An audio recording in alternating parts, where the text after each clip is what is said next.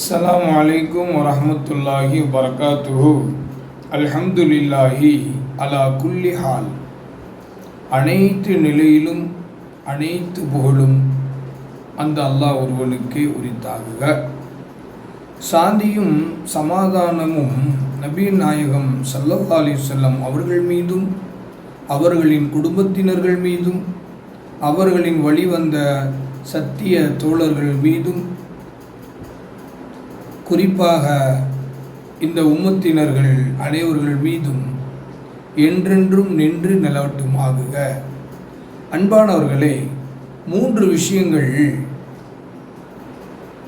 ஈடேற்றம் அளிக்கும் என்பதாக தஃப்சீர் குர்துபியில் கூறப்பட்டுள்ளது.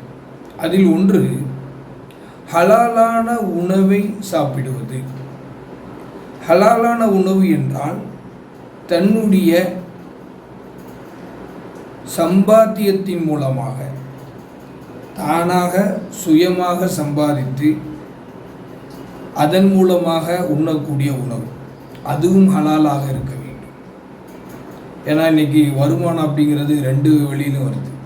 ஒன்று ஹலாலான வழியிலையும் வருது, 2 ஹராமான வழிகள்லையும் வருது.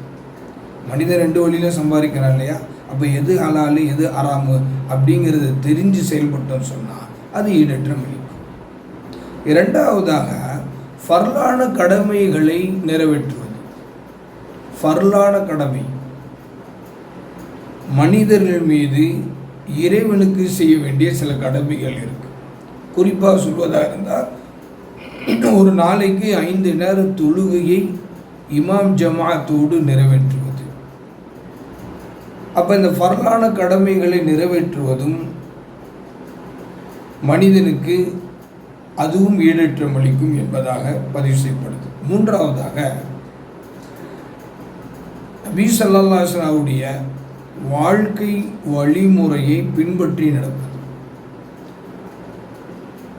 குறிப்பாக சொல்வதாக இருந்தால், அவருடைய ஒவ்வொரு சுன்னத்தான விஷயத்தையும் முழுமையாக கடைப்பிடித்து வாழ்வது.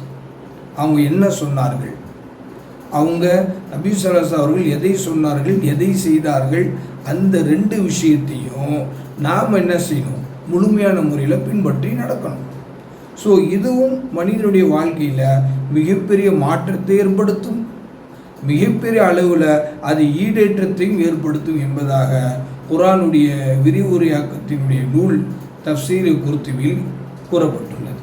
ஆக எல்லாம் அல்லாஹ் இந்த 3 விஷயங்களையும் முழுமையான முறையில் பின்பற்றக்கூடியவர்களாக, அதன்படி வாழக்கூடியவர்களாக உங்களையும் என்னையும் ஆக்கி அருள்வானாக. வாஹிரு தாவானா அல்ஹம்துலில்லாஹி ரப்பில் ஆலமீன். அஸ்ஸலாமு அலைக்கும்.